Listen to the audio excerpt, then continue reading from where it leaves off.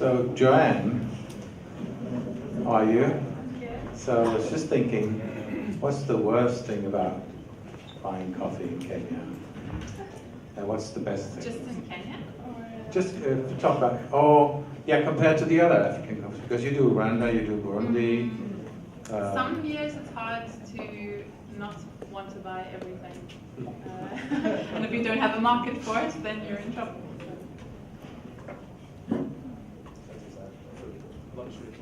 It's a luxury, yeah. Kenya do coffee.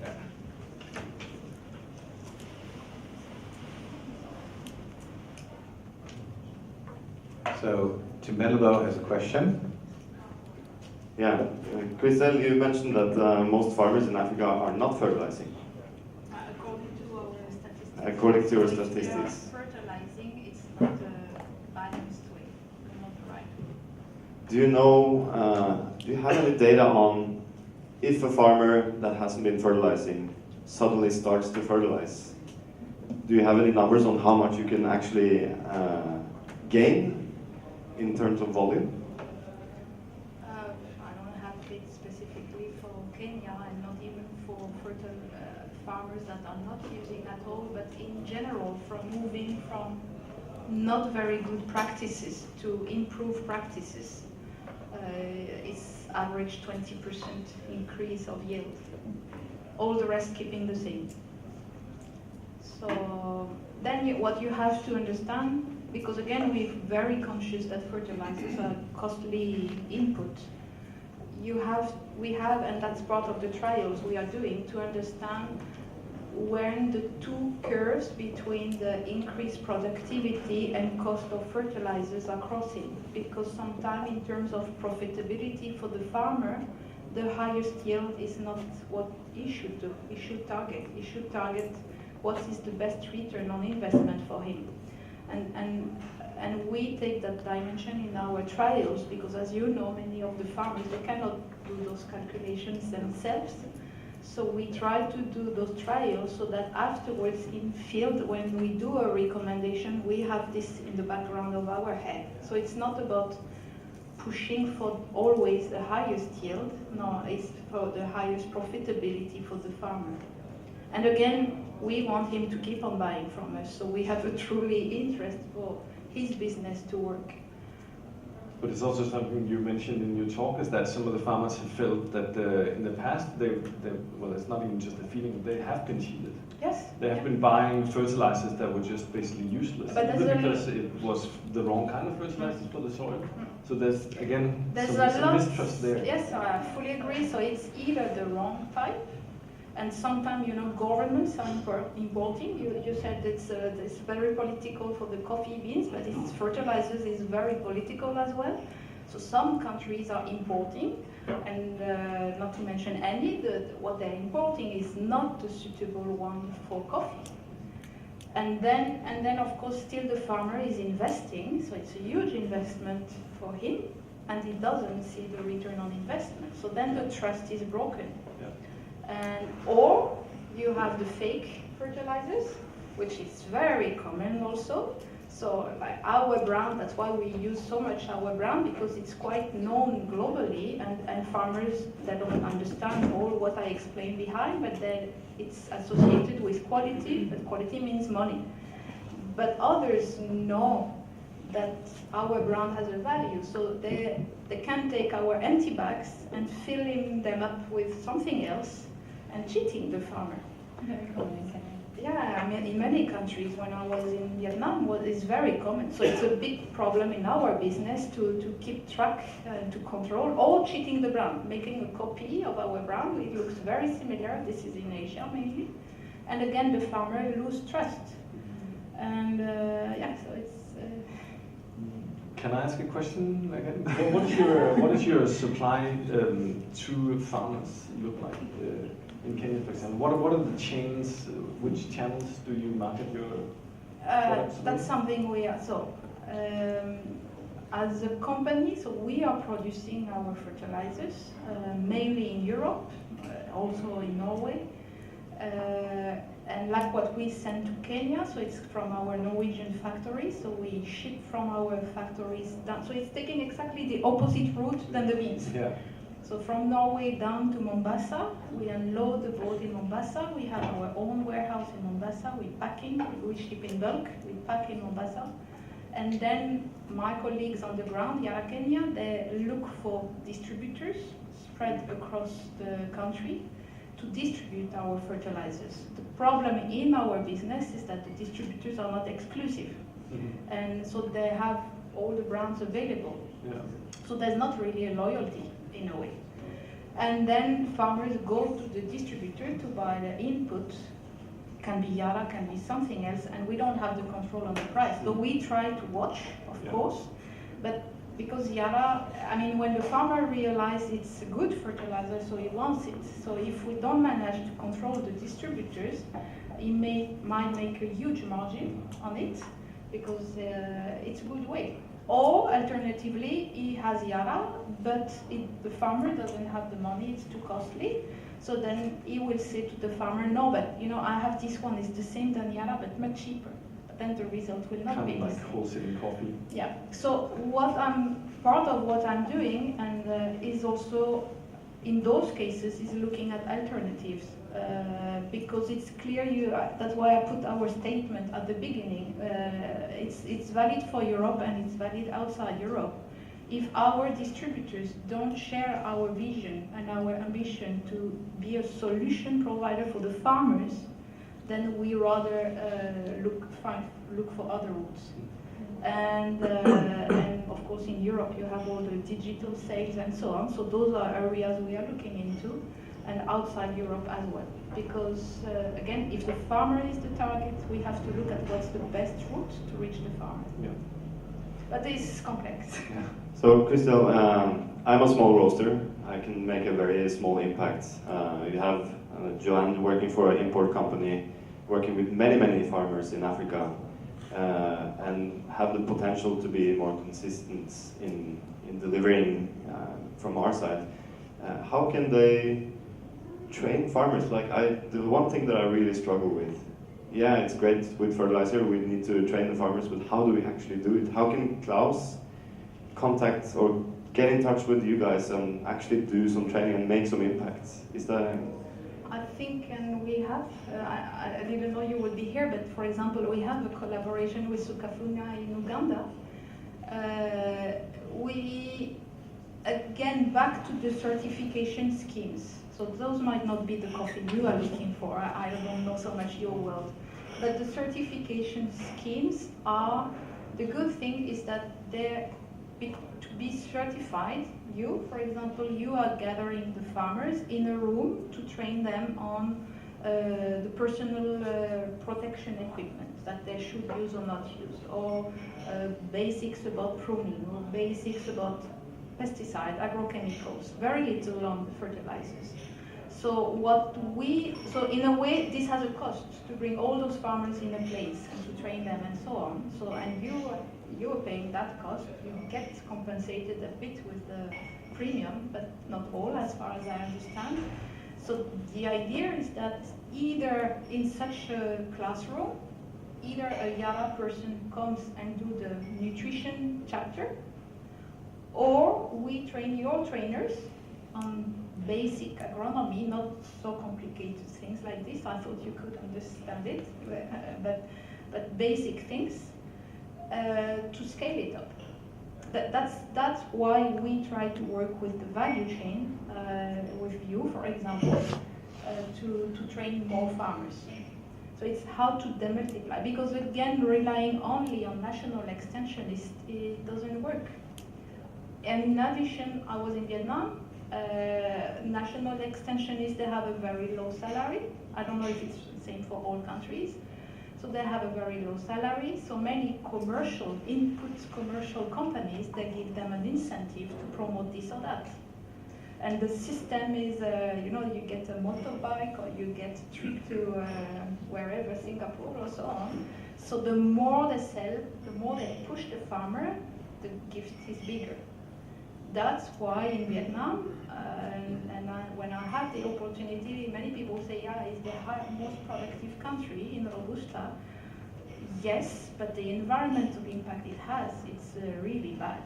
So, but the reason for that is that you don't have anyone to whom the farmer can go to get a neutral advice. Unfortunately, they are in the hands of commercial companies like us. So, so that's the problem. And one thing I want to say, because I didn't say enough, is, but unfortunately, if you look at the mathematics, it's more profitable for a farmer to grow Robusta than to grow Arabica.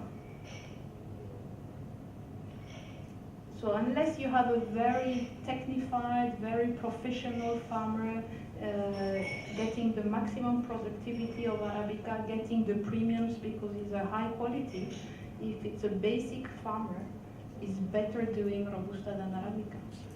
So then our specialty coffee is in challenge. In addition, you have all the climate change, all the disease and so on. Robusta is more robust.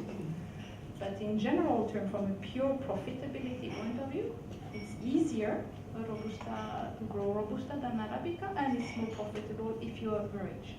So we need to make it more profitable to grow high quality Arabica if we want to keep drinking delicious coffee. Yeah.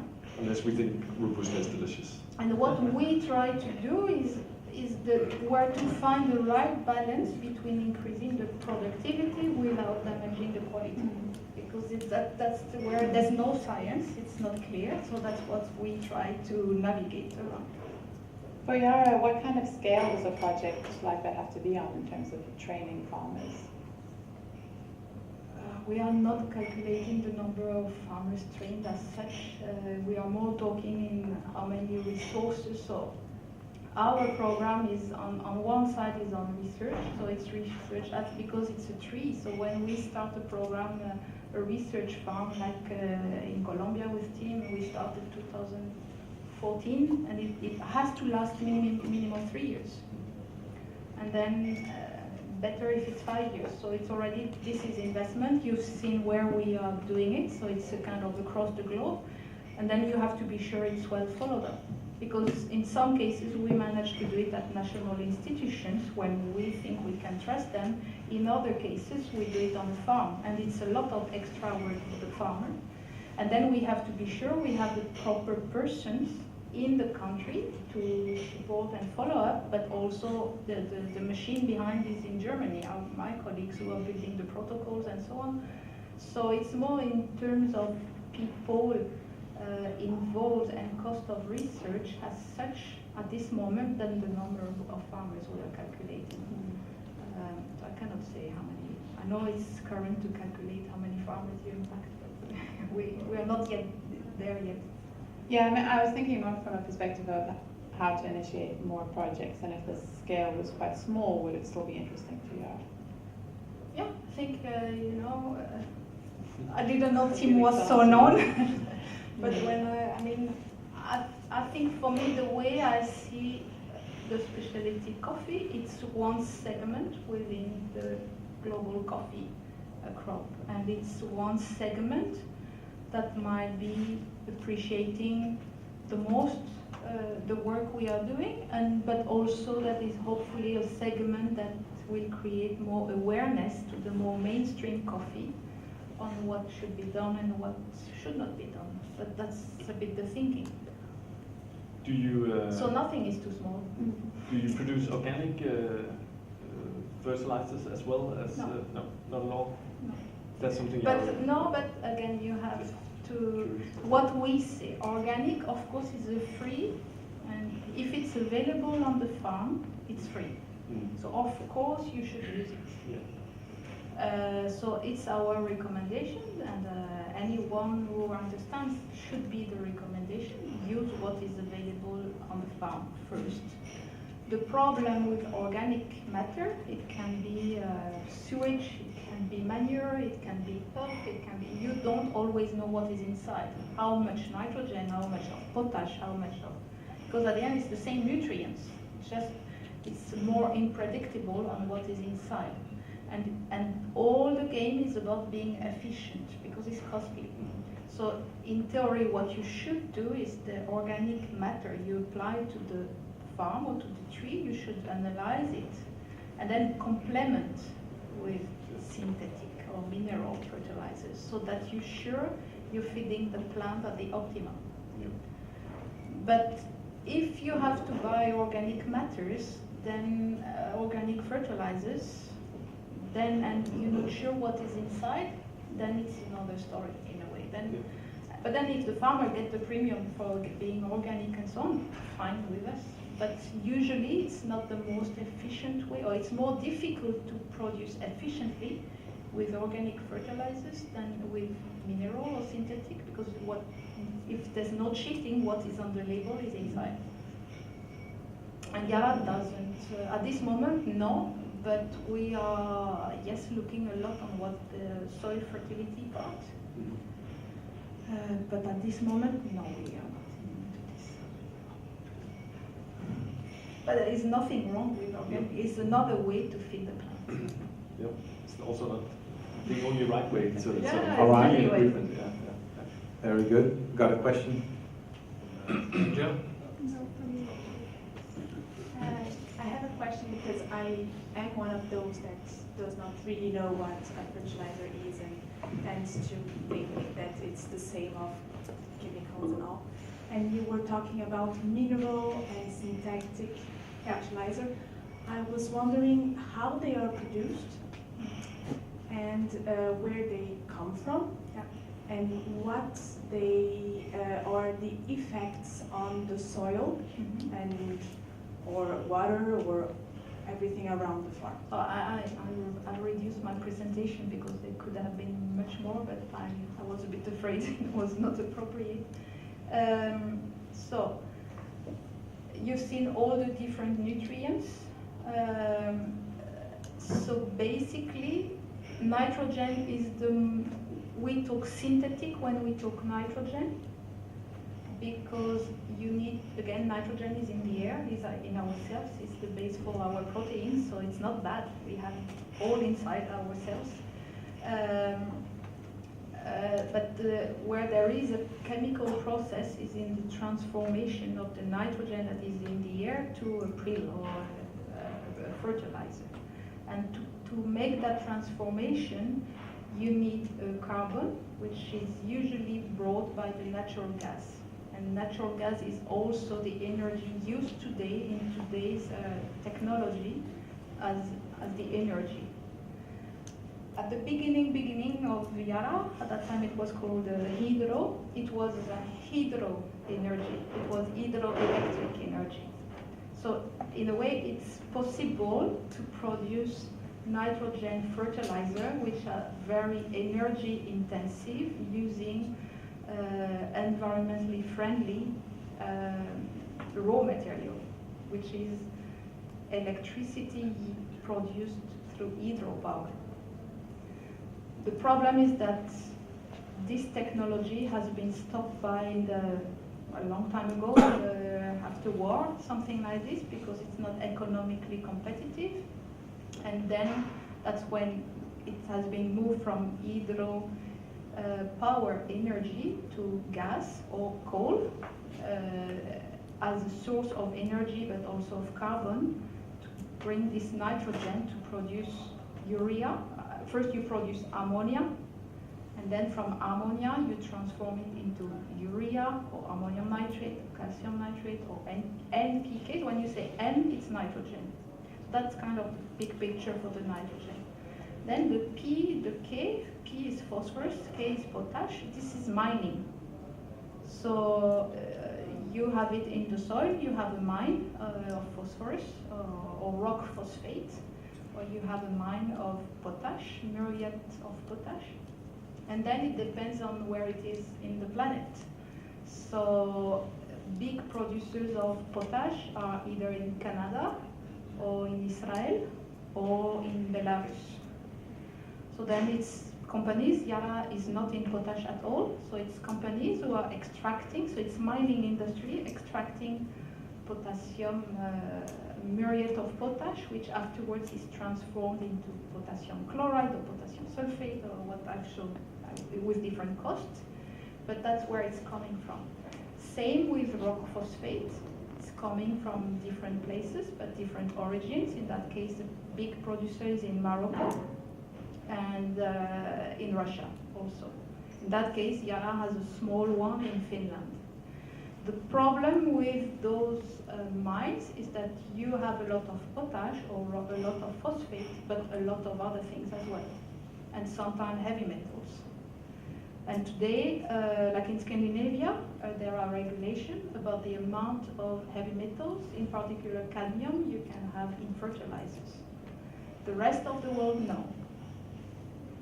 So then companies like us or our competitors, you are, because of regulation or not, you have to filter or purify your fertilizer more or less and send back the heavy metals or not, depending on what is required.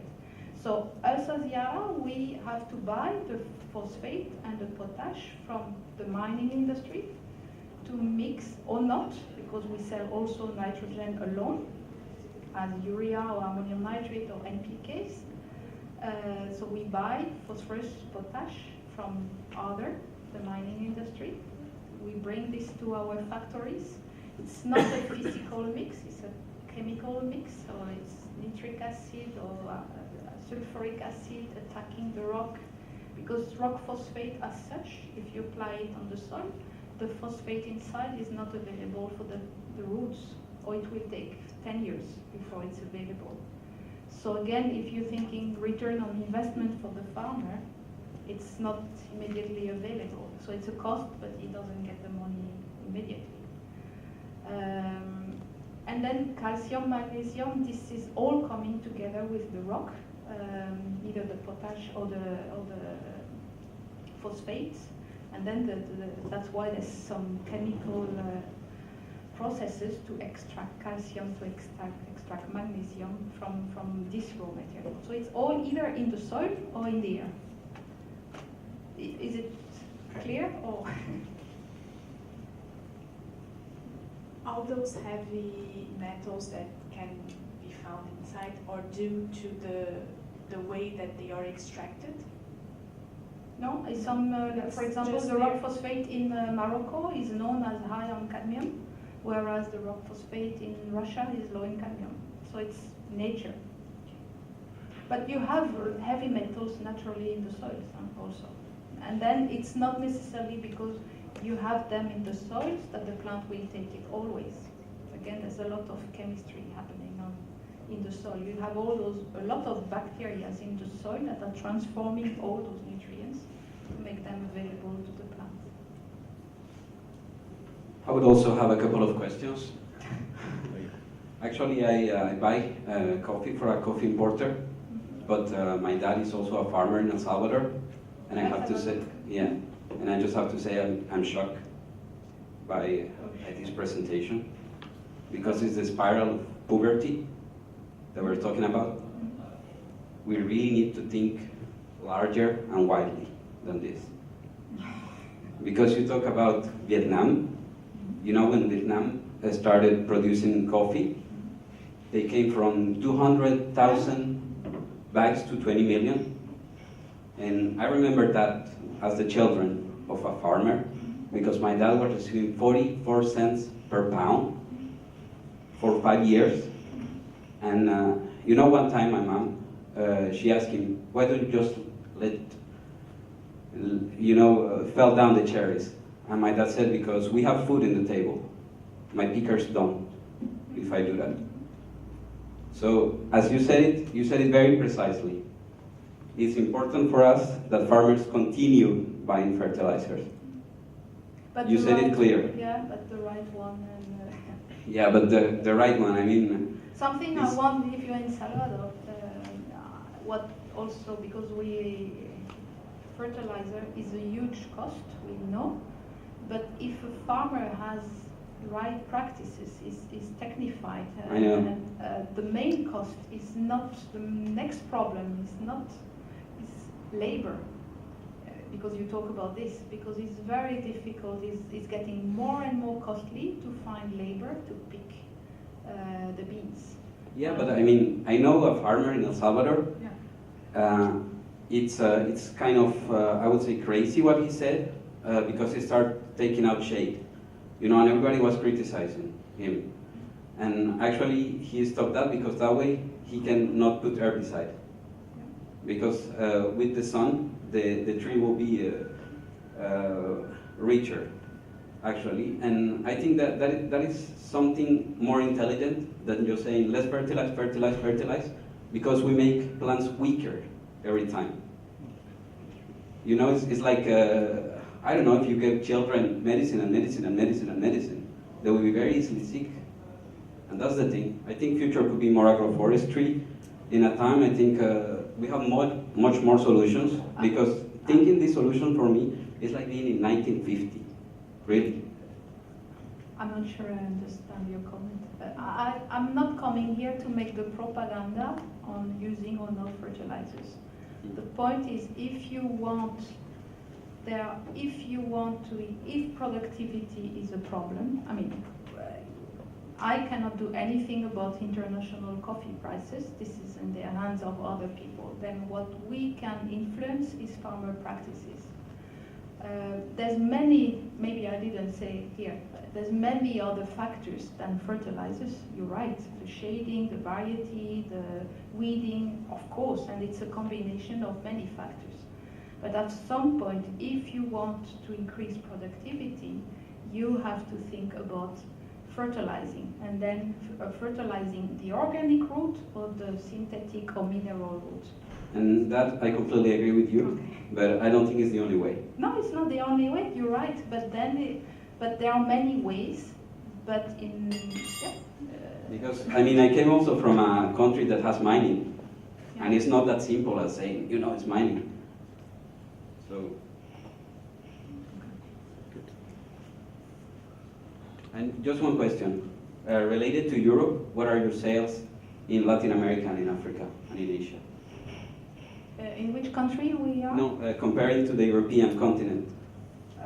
Today is roughly 40% of our, so Yara is selling in total 24 million tons of fertilizers globally. 40% is in Europe, 20%, almost 30% in Latin America, and then the rest between Asia, Africa, and North America. I don't want it to look, you know, like very frontal. It's just that No. I know you work for a company, and I mean, that's perfectly fine.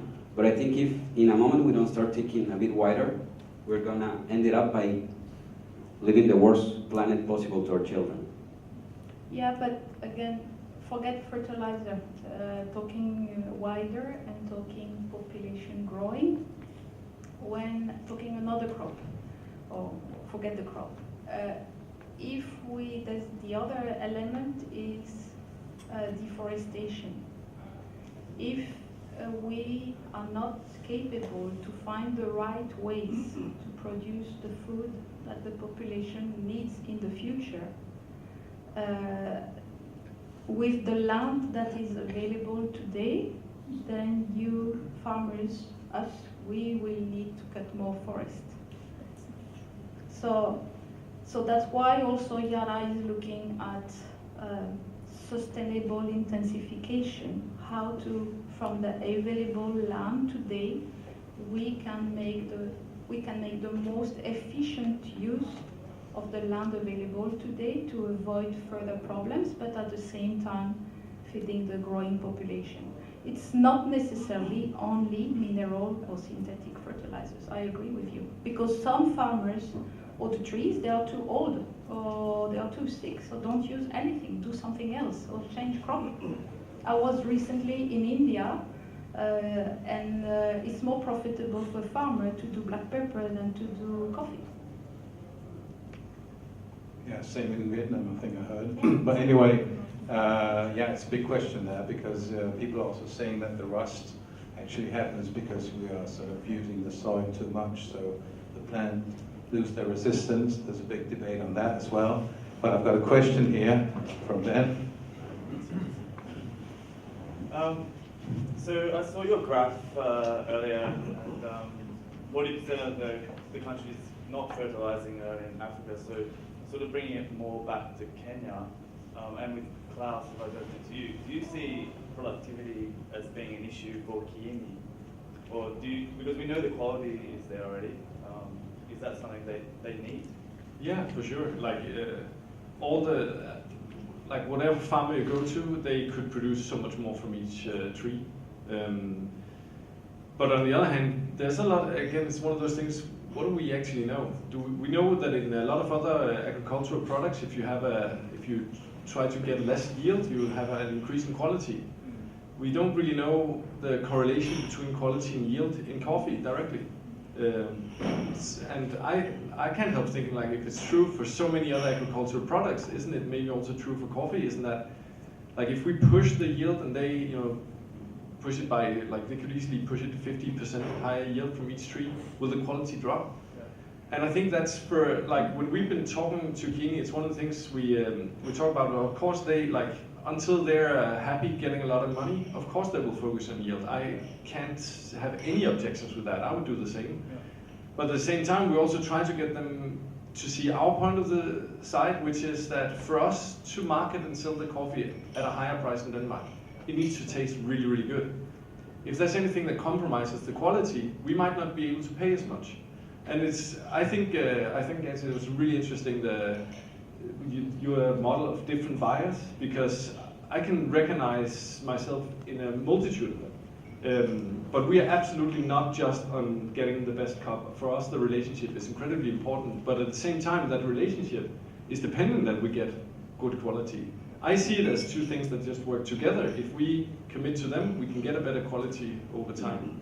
And hopefully we can start investing in these things, like what does yield mean? Does better fertilization of the soil, would that improve the quality or go the other way?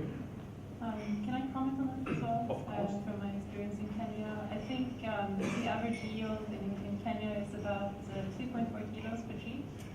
And some of the best farmers can do 10 easily. I've seen farmers who can do 30. It's often after very intensive farmer training that has a little bit more of a holistic approach anyway. So you're sort of, you know, you're not just putting on fertilizer and leaving it. You know, you focus on soil renewal and erosion control, and sort of how to preserve the soil and incorporate organic matter, and then adding a little bit of feeding. But it's really a sort of microdosing because it's very valuable as well. And you know, I understand, or I came from a buying background, and I sort of had this. I've always had this very holistic approach.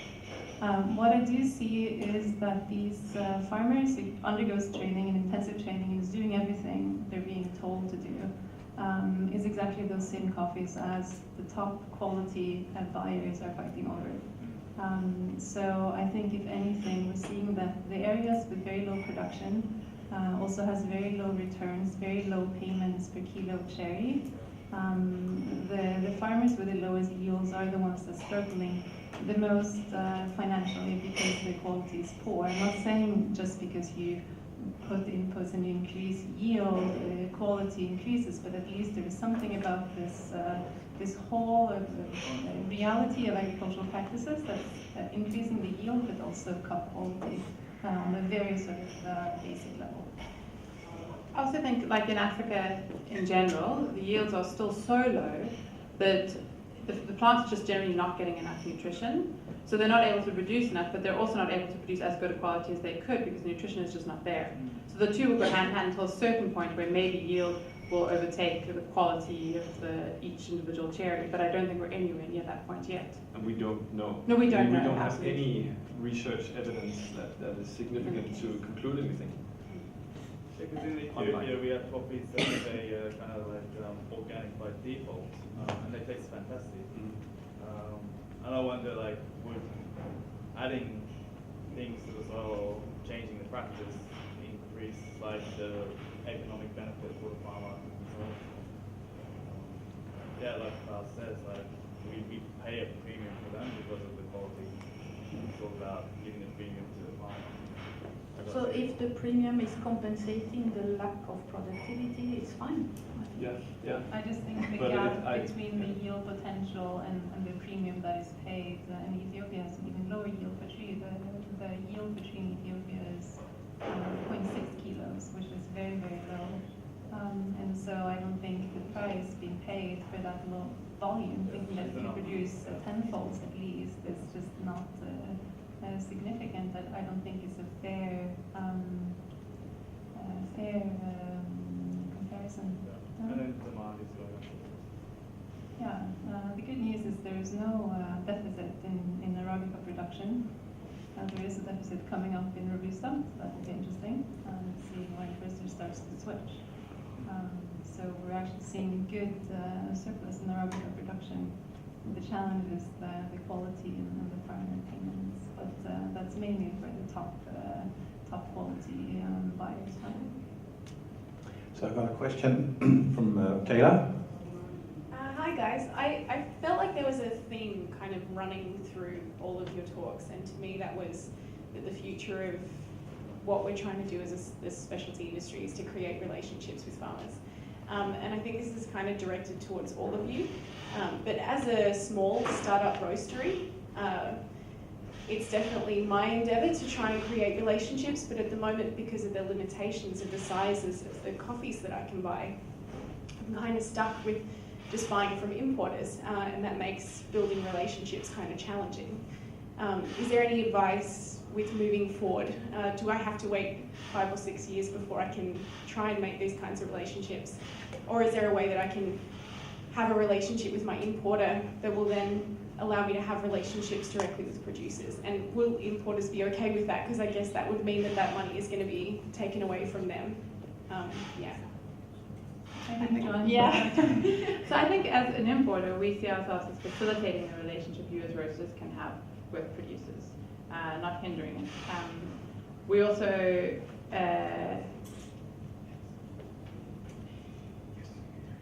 for us, what we have seen is that most producers, to deal with the small volume buyers on a large scale, at a scale that they can get good prices for enough of their coffee that's meaningful, it's actually adding costs to their functioning or to their business. It's very hard as a producer to deal with 50 different customers rather than one. So an importer should allow you to access good coffee and the relationship that you want along with that, and also build more efficiently into the producer's income and their ability to continue to produce that coffee. I think that, yeah, there is a value in using an importer in that way. I think equally so when you get to a point where an importer is no longer adding that value, it can be done directly as well. We don't have a problem with that in many cases. Yeah. Is there like a fixed percentage? Sorry for the double question, but is there a fixed percentage that importers will usually add on to say, so Klaus broke down the prices that they're paying directly to the factory? Like what kind of percentage would you be looking at as an importer directly on top of what is directly going back to? Because I mean, I don't think I've ever seen like this is how much we're paying to these people and this is the profit margin that we're taking. I don't know if that's a conversation we're even going to have, you know? Yeah, absolutely. I mean, it varies depending on where you're buying coffee from, because how the money goes back is to a number of different partners that you're working with, depending on the context. So, like Klaus showed, is a very clear and good example of how he's operating in Kenya. In much of East Africa, it's very hard to operate that way, just because of the number of people involved in the process. But I think talking about price is something we have always been very open about. We don't have a fixed percentage that we add on. We are looking at the value of coffee beyond just how it cups, but the relationship and also the potential there. So in some cases, we are potentially not making very much money on coffee, but that's for right now. We see both for the investment in the producer, and our long-term goal is that we can both eventually make money given some time. In some cases, you know, of course we are making money on coffee, but what we pay back to the farmer is irrelevant to what goes on to the price that you pay. We pay back to the farmer what we feel is the value of that coffee, and in some cases, I suppose, the value of the relationship where the coffee is not quite what we want it to be yet. And that is not affected by what we charge you. That is decided outside of what we charge customers for coffee. So it works the other way around rather. Does that make sense?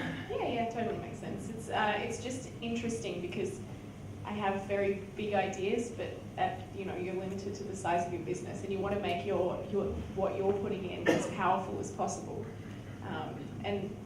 Sorry, go for it. I was just thinking if I could challenge that, because we started our business with we were 4 guys. We had no money, and I mean no money. We had no investors. We went to a bank and we set up shop. The first 2 coffees we bought were direct trade, and within 2 years we were buying directly in Kenya without buying full containers, which was a nightmare. It still is basically.